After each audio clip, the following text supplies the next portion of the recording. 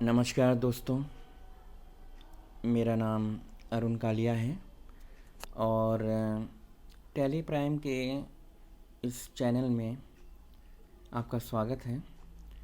और पहले मैंने वीडियो इंट्रोडक्शन दिया था टैली के बारे में, और इस वीडियो में हम सीखेंगे कि ग्रुप क्या होता है। ठीक है, तो टैली प्राइम में, चाहे टैली प्राइम हम सीख रहे हों या टैली का कोई भी सॉफ्टवेयर सीख रहे हों, तो उसमें सबसे इम्पॉर्टेंट होता है कि ग्रुप क्या होता है। तो इसको मैं 2 पार्ट में बनाऊंगा। पहले इस पार्ट में हम ये सीखेंगे कि टैली में जो ग्रुप होते हैं, कितने ग्रुप होते हैं। वैसे तो 28 ग्रुप होते हैं, जैसे कि यहाँ पे आपको नज़र आ रहा होगा।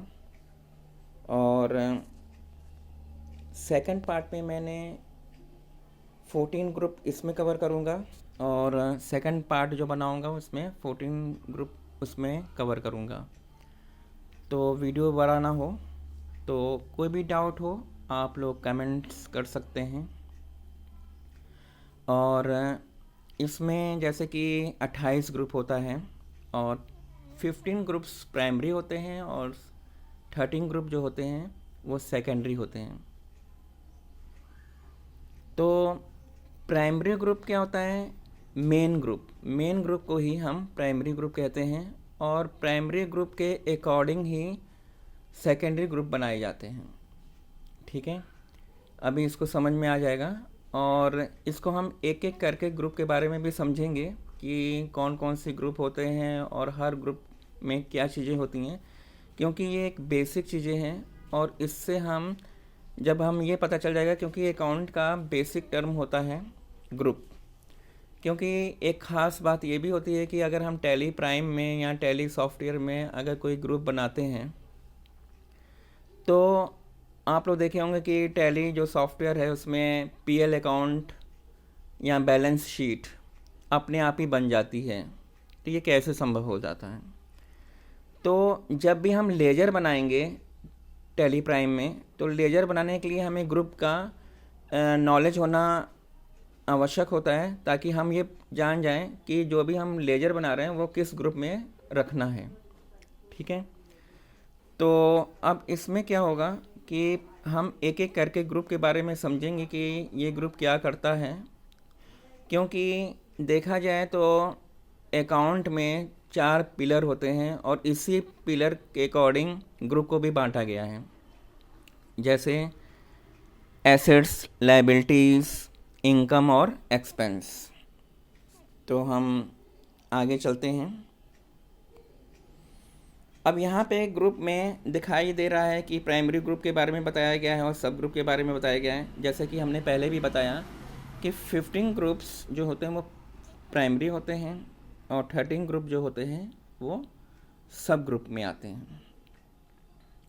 अब जैसे कि मान लीजिए कि लायबिलिटीज़ है, तो लायबिलिटीज़ एक मेन ग्रुप में आ गया, और इसके अंदर अगर हम सैंड्री क्रेडिटर्स की बात करें, तो सैंड्री क्रेडिटर्स एक तरह से करंट लायबिलिटीज़ में आएगा, तो वो सब ग्रुप में आ जाएगा। ठीक है, अब हम एक एक करके ग्रुप को समझेंगे। जैसे कि पहला दिखाई दे रहा होगा कैपिटल अकाउंट। तो ये कैपिटल अकाउंट क्या होता है?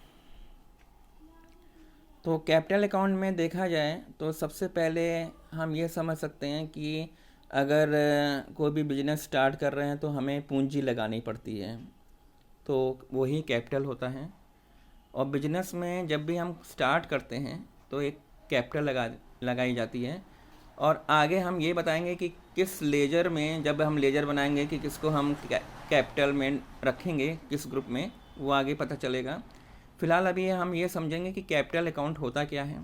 तो कैपिटल अकाउंट का मतलब हो गया कि जब भी हम बिजनेस स्टार्ट करते हैं तो वो कैपिटल लगाई जाती है। और इसके बाद जैसे कि दिखाई दे रहा होगा cash in hand. Cash in hand का मतलब क्या होता है? कैश इन हैंड का मतलब होता है कि जब भी हमारे कैश होना चाहिए, ताकि हम कोई भी बिजनेस को चाहे हम खरीदें या बेचें तो हमारे पास कैश होना चाहिए, तो वो कैश इन हैंड होता है।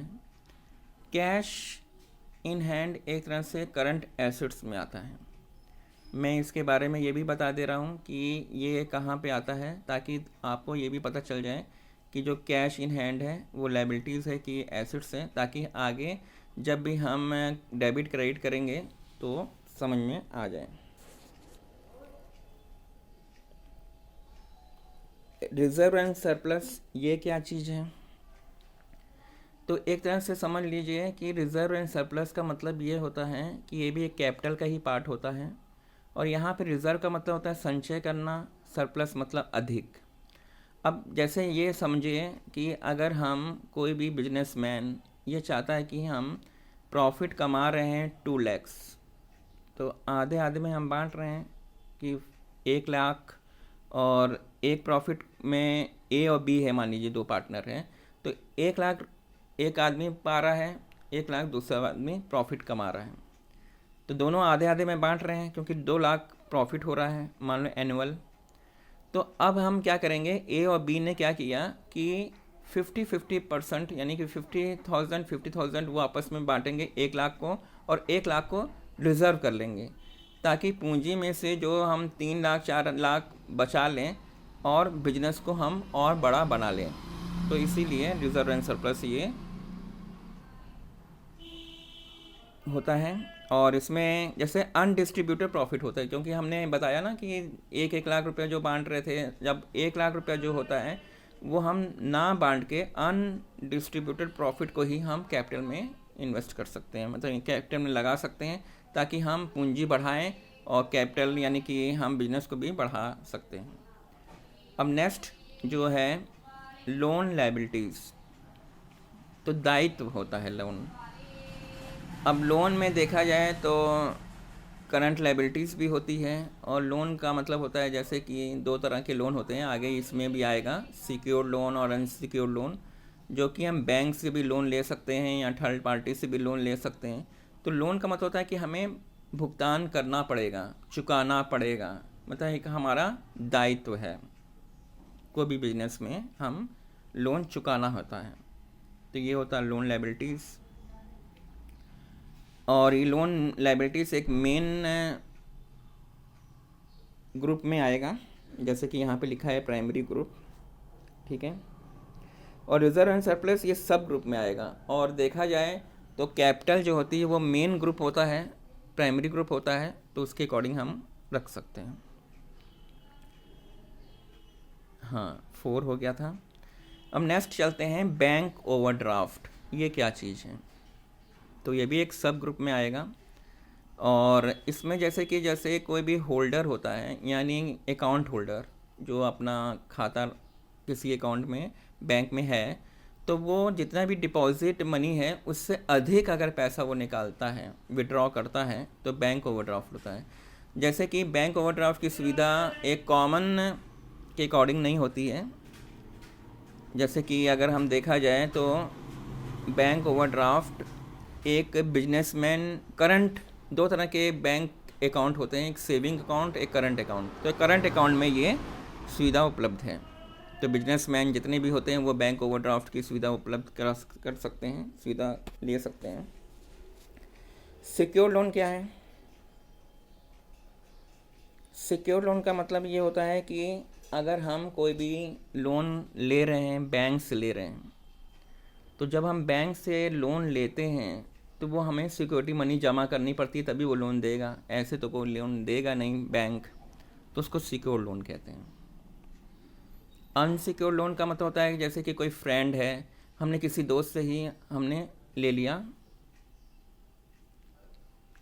ठीक है, उधार ले लिया, तो अब उसको भी चुकाना ही पड़ेगा। अगर मान लो कि हमने उधार दे दिया किसी दोस्त को और वो भाग गया, तो क्या हुआ? हमने कोई भी सिक्योरिटी मनी तो जमा कराई नहीं, और हमने बस विश्वास के ऊपर ही दे दिया, तो पता नहीं बाद में उसका मन देने को है कि नहीं है, वो भाग गया, तो कोई भी ये निश्चित नहीं है, इसलिए ये अनसिक्योर्ड लोन में आएगा। जैसे कि थर्ड पार्टी हो गया या फ्रेंड हो गया, तो बस हम विश्वास के द्वारा हमने 50,000 रुपया दे दिया, वो कह रहा कि चलो दोस्त है ये लौटा ही देगा। अब लोन मतलब पता चला कि वो दोस्त की नीयत ख़राब हो गई, वो भाग गया, तो क्या गारंटी है? तो इसीलिए इसको अनसिक्योर्ड लोन में रखा गया है। करंट एसेट्स का मतलब होता है कि ऐसी संपत्ति जो परिवर्तित हो या शॉर्टली कन्वर्टेड हो जाए कैश के रूप में, तो इसको करंट एसेट्स कहते हैं। जैसे बैंक में हमने पैसा जमा किया हुआ है और हम निकाल लेते हैं, तो वो करंट एसेट्स में आएगा। सैंडी क्रेडिटर्स, सैंडी डेप्टर्स जो होते हैं वो भी करंट एसेट्स में आते हैं। जैसे कि अगर हमने सामान बेचा है किसी को, तो वो तो हमने सामान बेच दिया किसी कस्टमर को, लेकिन उधार बेचा है, लेकिन हमें विश्वास है कि आज नहीं तो कल वो हमें पैसा लौटाएगा, तो ये करंट एसेट्स में आएगा। जैसा कि अभी हमने बताया, वही आगे भी सैंडी डेप्टर्स के बारे में ही बता रहा है। तो सैंडी डेप्टर्स कहाँ यूज़ होता है? जब हम सामान बेचते हैं उधार। जैसे रमेश को हमने उधार सामान बेचा, तो रमेश ये हमारा क्या कहलाएगा? Sandy debtors. ये करंट एसेट्स के अंतर्गत आएगा, क्योंकि ये सब ग्रुप होता है, और जो करंट एसेट्स होता है वो मेन ग्रुप होता है। तो एक तरह से देखा जाए तो अगर हम किसी को सामान बेच देते हैं, माने हमने 2000 रुपये का कोई भी सामान बेच दिया, तो आज हमने बेचा, लेकिन कल या परसों वो पैसा तो लौटाएगा ही लौटाएगा, इसलिए हमारे संपत्ति है। और वो बात अलग हो गई कि वो पैसा नहीं लौटाया, वो भाग गया, तो बैड डेब्ट्स में आ जाएगा, मतलब डूब गया, तो वो अलग मैटर है। तो यही होता है सैंडी डेप्टर्स, जब हम बेचते हैं उधार के अकॉर्डिंग। बैंक अकाउंट का मतलब क्या होता है? बैंक अकाउंट दो प्रकार के होते हैं। There are two types bank account, saving account और करंट अकाउंट। सेविंग अकाउंट जो मतलब जॉब वाले होते हैं, जो सर्विस में जो काम करते हैं, वो ज़्यादातर सेविंग अकाउंट खुलवाते हैं। और जितने भी बिजनेसमैन होते हैं वो करंट अकाउंट खुलवाते हैं, क्योंकि उसमें लिमिटेशन ज़्यादा होती है, कितनी बार भी हम निकाल सकते हैं, विड्रॉ कर सकते हैं, ये सारी चीज़ें होती हैं। लेकिन सेविंग में क्या होता है? इसमें लिमिटेशन होती है कि हम इतना ही रुपए निकालेंगे, इससे ज़्यादा नहीं निकाल सकते, तो इसलिए। डिपॉजिट एसेट्स का मतलब क्या होता है? कि संपत्ति ऐसी जो हम जमा करें। जैसे कि फ़िक्स डिपॉजिट अगर हम कर देते हैं, तो बैंक में फ़िक्स डिपॉजिट अगर हम कर दिए, तो हमारी वो डिपॉजिट एसेट्स कहलाएगी। ये भी सब ग्रुप में आएगा, क्योंकि ये एसेट्स में आएगा। स्टॉक इन हैंड का मतलब होता है कि अगर हम 5 पीस पेन खरीदें, फॉर एग्ज़ाम्पल 5 पीस हमने पेन खरीदा, परचेज़ किया, तो हमारे पास आया 3 पीस अगर हमने बेच दिया, तो 2 ही पीस बचे हैं। तो ये क्या है? करंट, मतलब एक तरह से करंट एसेट्स में आता है स्टॉक इन हैंड। ये स्टॉक इन हैंड सब ग्रुप में आएगा। और स्टॉक इन हैंड चेंज होता रहता है, मतलब जितना हमने ख़रीदा है, बेचेंगे तो कम होगा, बढ़ेगा, इस तरह से।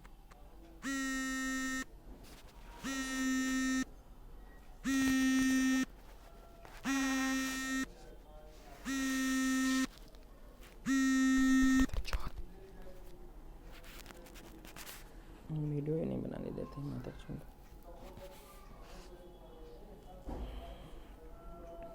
ठीक है, तो इस तरह से स्टॉक इन हैंड हो गया, लोन एंड एडवांस हो गया।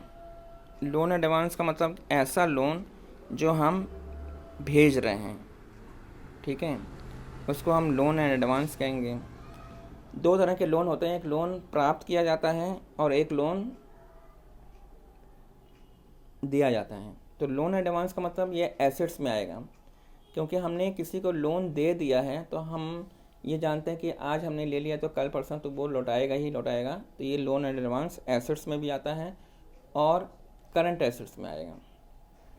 फिक्स एसेट्स ऐसी संपत्ति जो हमेशा फिक्स्ड हो, जैसे लैंड एंड बिल्डिंग हो गई, ये फिक्स्ड हो। लॉन्ग ड्यूरेशन के अकॉर्डिंग जो फिक्स्ड एसेट्स होती है वो क्या कहलाती है? Fix assets. तो वीडियो ज़्यादा ही बड़ा हो जाएगा, इसलिए मैं आज यहीं स्टॉप करता हूँ। और वीडियो कैसा लगा ये कमेंट में लिखिएगा, और आगे दूसरा भी कोई भी डाउट हो तो कमेंट्स बॉक्स में आप पूछ सकते हैं। ठीक है, थैंक यू।